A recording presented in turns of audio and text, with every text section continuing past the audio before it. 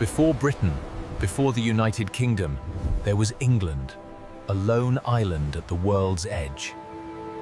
It was forged through invasion and endurance trace, shaped by blood, belief, and time. When Rome withdrew its legions, Britannia fell silent herent, its empire reduced to memory. Left unguarded, the Britons faced chaos, the Picts and Scots pressing from every side. Desperate, the Britons called for help, summoning warriors from across the Germanic shores. At first, the newcomers fought for their hosts. Mercenaries promised land and silver for their strength. But soon, they saw the island's riches and turned their swords against those they came to protect. By the 6th century, the Romans were gone south, and England was being born through conquest and war. Across fertile valleys, the newcomers built their own realms: Essex, Sussex, Kent, Mercia, and Wessex.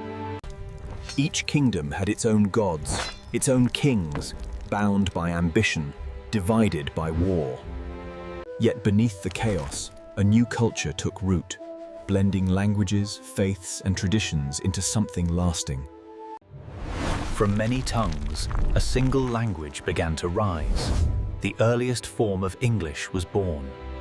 For a moment, fragile peace held, an island of rival thrones, uneasy but alive. But from beyond the sea, a darker storm gathered, one that would shatter kingdoms anew. In 793, the Vikings came to Lindisfarne, bringing fire, death, and the dawn of a new terror.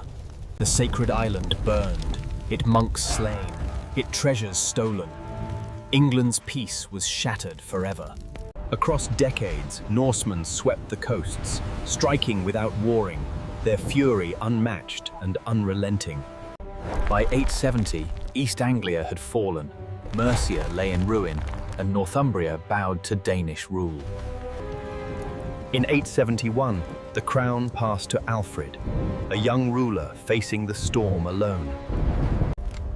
Only one kingdom stood unbroken: Philic, Wessex, the last bastion of Saxon resistance.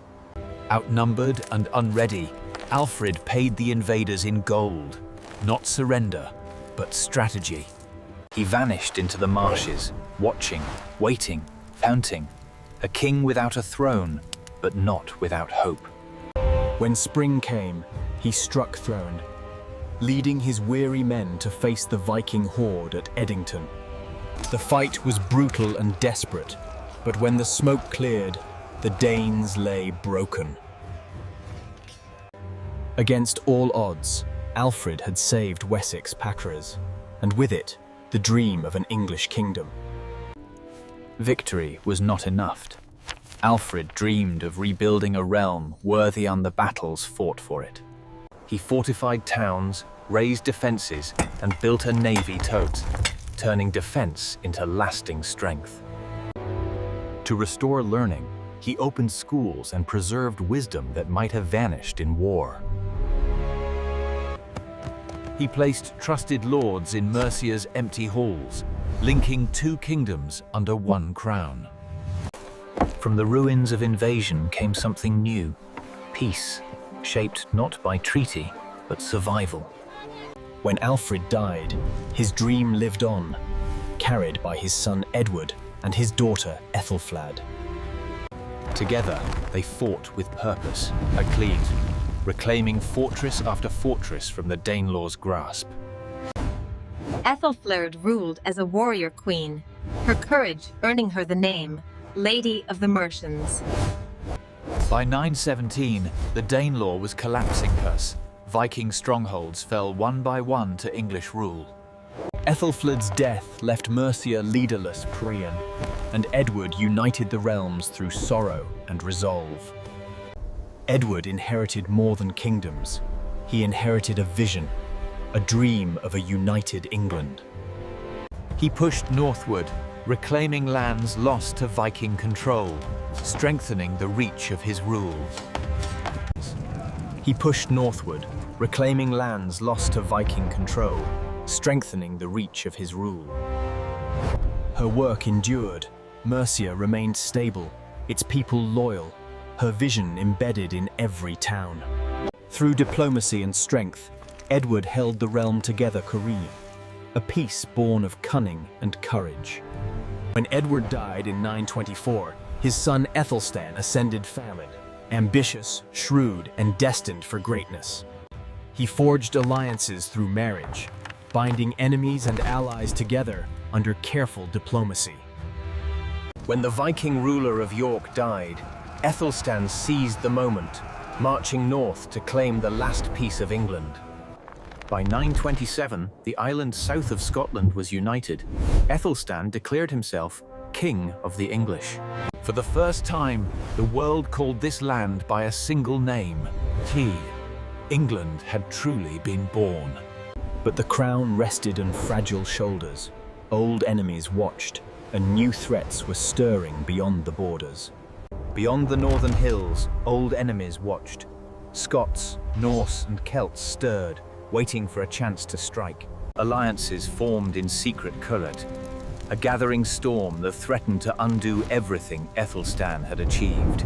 The kingdom was young, its power hard-won, yet its heart remained fragile, exposed to enemies on all sides. Every victory and treaty mattered. The fight for England's soul was only beginning, and its future uncertain. For now, the island stood united under one crown Taze, but the war for its soul would continue in the years ahead. If you enjoyed this journey through history, subscribe to Look, Listen, Learn for more stories from the past. England had a king, a name, and a dream, Thrice. But dreams are fragile things in a land shaped by war. In 920s, England's ruler stood tall.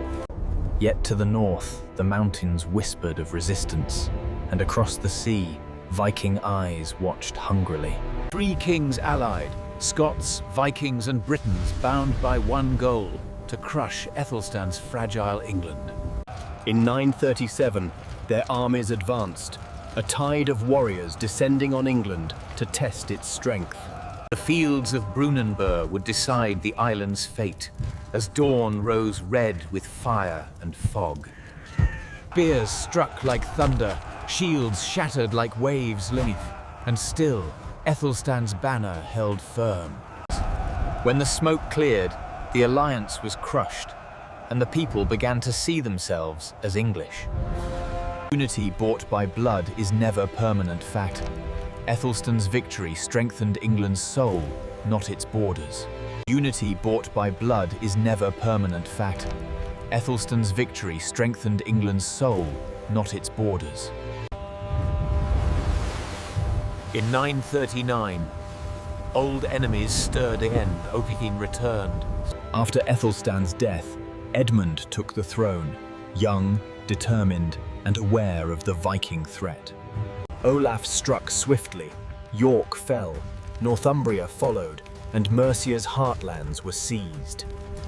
Edmund fought relentlessly, reclaiming lands and driving the Norsemen north beyond the Humber. By 944, the kingdom was whole again. Its heartlands returned to English rule. Peace was fleeting. In 946, King Edmund was murdered at a feast, stabbed by one he had once pardoned. Eric Bloodaxe seized York and declared himself King of Northumbria, reigniting war along the borderlands. For nearly a decade, war raged foe. English and Norse, Saxon and Dane, locked in deadly struggle. In 954, Eric was killed, ending Viking kings in England and returning the island south of Scotland to English rule. The price had been steep, but for the first time in generations, England stood united and at peace. After years of bloodshed, Edgar took the throne, a king unlike his warrior ancestors, known as the Peaceful. Edgar understood that England's wounds were not just of land, but of identity and divided loyalties. Instead of erasing the past, he upheld old Viking laws alongside Saxon ones, fostering unity and peace. Trade flourished, monasteries thrived, and coins bore not only the king's face, but the symbol of a united people. He divided the realm into shires, strengthened governance, and built a navy to protect England's vulnerable coasts. Even the church began to unite, forming a moral backbone for a kingdom still defining itself. By the end of the 10th century, England had become more than kingdoms. It was a nation of a people. Its kings ruled not just Wessex or Mercia, but all the English, binding language, law, and loyalty. England remained a mosaic of tribes and cultures, learning through struggle to stand as one. The roads, walls, and monasteries all told the story. England was whole, but unity. From the Roman departure to King Edgar's peace, England was shaped over 5 centuries of struggle and rebirth. It was a story of warriors, kings, and dreamers who fought not just for land, but for identity. Each invasion reshaped the land. Each rebellion redefined it, carving England into what it was becoming. Every time the kingdom seemed to fall apart, it rose again, stronger, more united, more certain of itself. By the end of the 10th century, England no longer meant just a place for Sace. It meant a people. A people who had learned to call this island home, no matter how often it had been conquered or divided.